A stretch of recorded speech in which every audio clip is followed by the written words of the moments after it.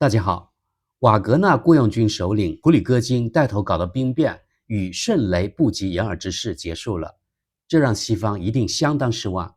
普里戈金虽然暂时免于处罚，到白俄罗斯去了，但这么个人物估计让普京想起来都后怕。会不会秋后算账？估计有这种可能性，就看普里戈金现在会不会带着赎罪的态度去更勇猛地与乌克兰作战了。从军队管理来说，国家军队之外同时存在雇佣军，这是既尴尬又危险的。可能普里戈金这么一出戏，正好给了普京一个理由，收编一部分雇佣军，而成为正规军。瓦格纳部队解散，而参与兵变的士兵们不受追责，甚至成了国家军队一部分，这是高层的明智决策。而白俄罗斯从中成功斡旋，迅速改变了整个局势，可以说既挽救了普京，也挽救了俄罗斯这个国家。可能今后还真有可能从白俄罗斯直接南下，对乌克兰首都基辅发起攻势呢。让我们拭目以待，事态如何继续及发展。今天与大家分享德国及奥地利两国的德语媒体。首先我们看看德国国家电视1台的报道，普里戈金显然停止了进军莫斯科。俄罗斯权力斗争的转折点，瓦格纳集团的负责人普里戈金在一个音频信息中宣布，他已经命令他的部队返回，停止进军莫斯科。他希望通过这种方式避免流血事件。瓦格纳集团首脑普里戈金显然已命令其部队返回基地。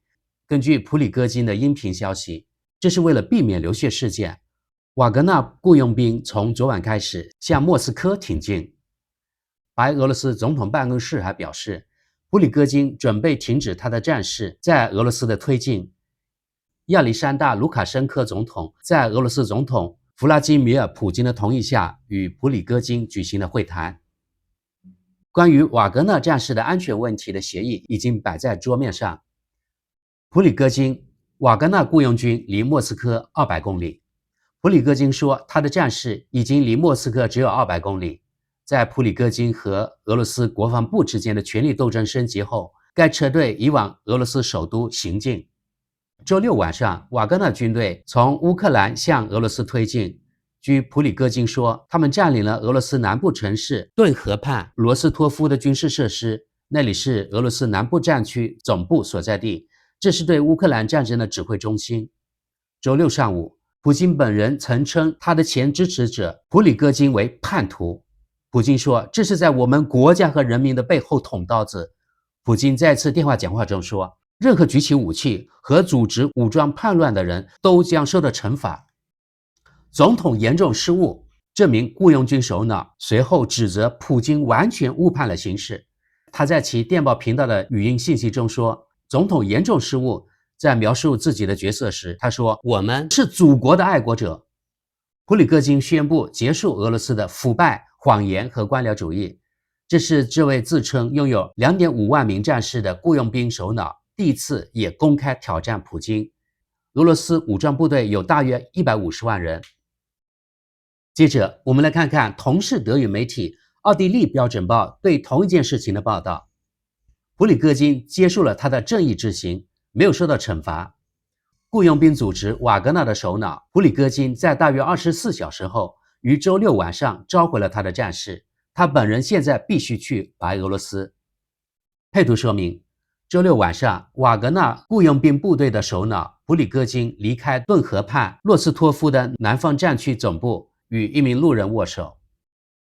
俄罗斯升级的权力斗争在周六晚上出现了出人意料的转折。俄罗斯军事企业家普里戈金命令他的瓦格纳部队返回他们的基地。普里戈金在周六的音频信息中说，他这样做是为了避免流血事件。据白俄罗斯总统办公室称，普里戈金此前曾宣布准备停止其战事在俄罗斯的推进，他准备缓和局势。白俄罗斯总统亚历山大·卢卡申科在俄罗斯总统弗拉基米尔·普京的同意下，与普里戈金进行了会谈。一项关于瓦格纳战士安全的协议已经摆在桌面上。普里戈金必须流亡国外。稍后，克里姆林宫也传来确认，发言人迪米特里·佩斯科夫描述了瓦格纳战士及其首领普里戈金的条件。涉案的雇佣兵由于在前线的功绩，将继续免于处罚，而一些当初没有参与政变企图的人将加入俄罗斯的正规军。最近对普里戈金本人提起的刑事诉讼也将被撤销，但这位有时被称为普京厨师的前餐饮业者将不得不离开俄罗斯，今后将居住在白俄罗斯。莫斯科此前以为该市可能发生的军事冲突做好准备，在提到反恐措施时，莫斯科市长谢尔盖·索比亚宁宣布周一为无工作日，民众应避免出行。周五晚间，俄罗斯雇佣军首领普里戈金和俄罗斯军事领导层之间长期酝酿的权力斗争升级了。瓦格纳部队的战士们从乌克兰进军俄罗斯，目的是推翻莫斯科的军事领导。普里戈金同时宣布，这不是一场未遂政变，而是对莫斯科的正义进军。根据他们自己的声明，周六控制了俄罗斯南部城市顿河畔洛斯托夫的军事设施。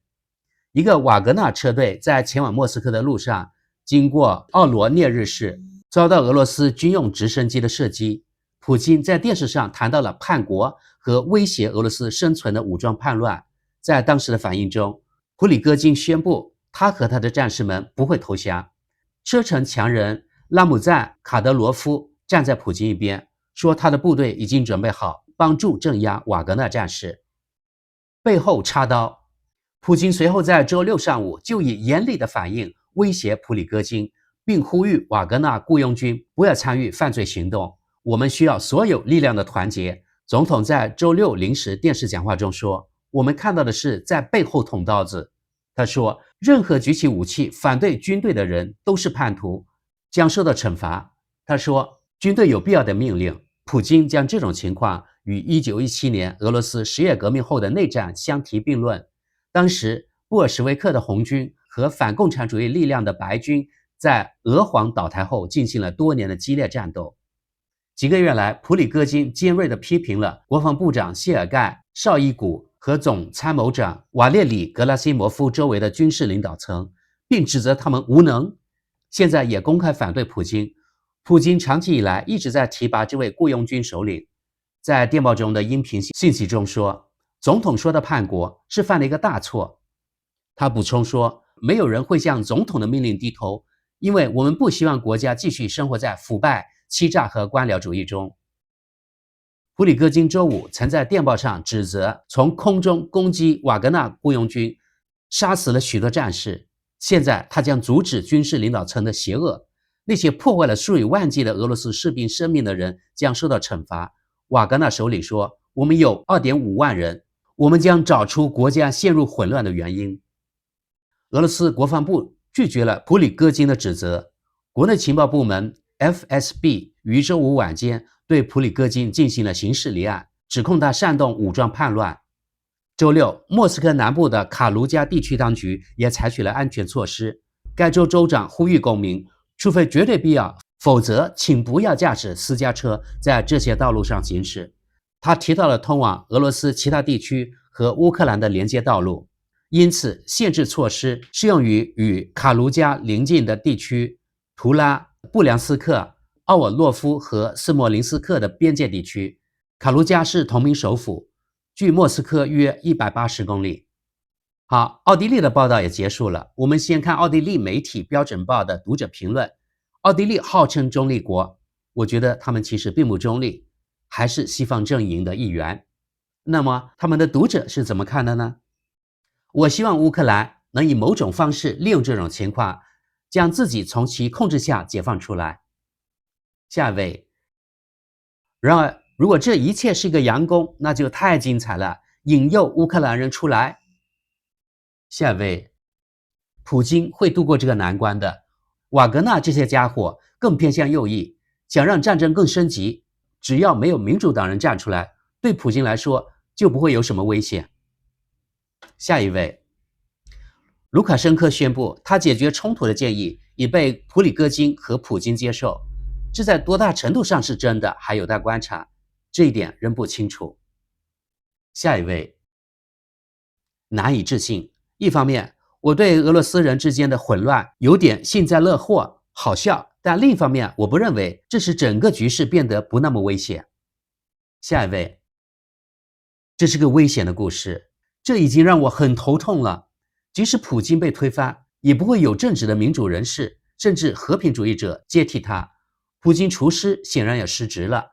如果俄罗斯崩溃了，对世界来说将是非常危险的。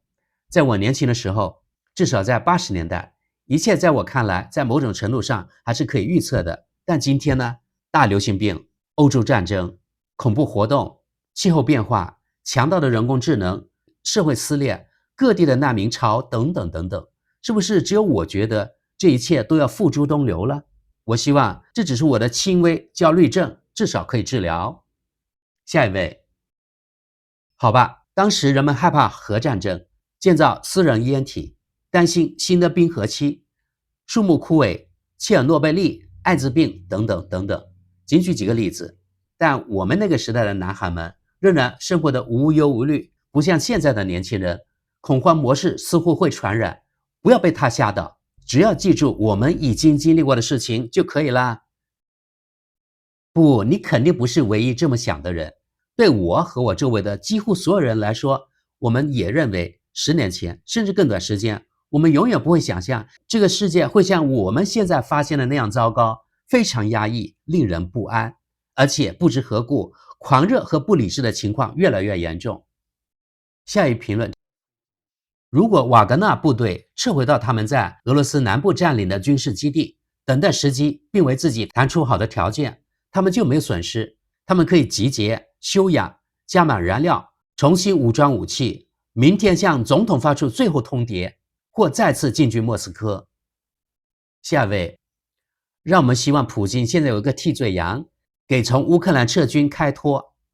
下一位，我无法摆脱这样的感觉，这一切都在演戏，以便在不以内部问题为由，很丢脸的情况下从乌克兰撤军。下一位，普京面临压力，可能他并不是那么强大的人，问题是他如何在不丢脸的情况下对付普里戈金。显然俄罗斯需要普里戈金的雇佣兵。普里戈金从来不可预测，撒谎是一种混淆视听的手段，下一个惊喜将随之而来。下一位，一切都被取消，在俄罗斯和乌克兰一切如常，那只是小题大做。下一位，我不太明白向莫斯科进军的目的是什么。尽管有巨大的军事优势，但俄军甚至没能接近占领基辅。瓦格纳1年多来都没能拿下乌克兰的小城巴赫穆特，现在突然想用仅有的5000名士兵征服莫斯科城，如果连小村庄都要打上几个星期，那么入侵莫斯科又有多大的现实意义呢？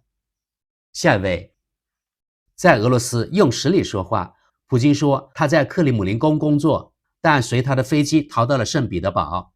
普里戈金在莫斯科前退缩了，你是个傻瓜，这就是实力。下一位，我想知道背后到底在发生什么。普里戈金除了自己，几乎不会想到任何人，这当然使他容易受到各种承诺的影响。与其说是威胁，不如说是承诺，因为普京的牌对他来说大致是知道的。如果他害怕他或俄罗斯国家，他就不会像这样开始整个事情。有着纳粹幻想的雇佣兵首领，在几个小时前还宣布了巨大的破坏之后，现在突然醒悟过来，爱心泛滥，变得害怕流血，这不太令人信服。现在该如何继续下去呢？又把部队送回乌克兰，并假装什么都没发生，应该行不通了。一场酝酿已久的冲突爆发了，并在数小时内以大家都有面子的方式得到解决，为了一个共同的大目标。这就是实用主义，这在德国是不可想象的。在这里总是关于原则或感知。下一位，但是普京与瘾君子泽连斯基不同，他没有对自己的人民发动战争，泽连斯基想把顿巴斯的人炸个精光。俄罗斯人在顿巴斯阻止了一场规模难以想象的种族屠杀。下一位，俄罗斯过去几个小时的结果是，安全部门现在很清楚谁会支持一场真正的政变。独裁者手册，政变的危险，进行假政变，识别并逮捕叛徒。下一位，你认为人们应该对美国统治世界抱有乐观态度吗？没有哪个大国打过那么多战争，而且总是在外国土地上，总是为了争夺矿产资源。因为你可以没有像拜登或特朗普这样的领导人。下一位，只要战犯普京和瓦格纳谋杀部队的恐怖分子相互开战，这对乌克兰来说只能是好事。而且一个小的副作用是，今天的新闻终于没有报道气候恐慌症患者捏造的世界末日了，这是令人欣慰的。兵变行动是部署部队从白俄罗斯进攻基辅吗？下一位，以通常的叙述为基础，根本不可能成功的做出一个像样的分析。德国知识点评，这位网友呢是在批评德国电视一台非常离谱的报道。下一位，你们这些专家呀，饶了我们吧！国外的社交媒体报道得更快、更直接、更中立。德国电视一台这个公共广播电视台一文不值，他可以死了。瓦格纳现在可能正带着他的部队到白俄罗斯，在那里的计划任务是什么呢？好，朋友们，我们刚才的读者评论就翻译到这里。德国电视一台还发表了一篇社论，连事态的发展都不知道，错得离谱，所以被德语观众及读者骂得狗血淋头。因为这一次由于自媒体的参与，加上西方其他媒体，比如说 BBC、CNN， 他们更快速、更全面，所以德国这种国家媒体的臃肿就显得过于失职，老百姓实在看不下去了。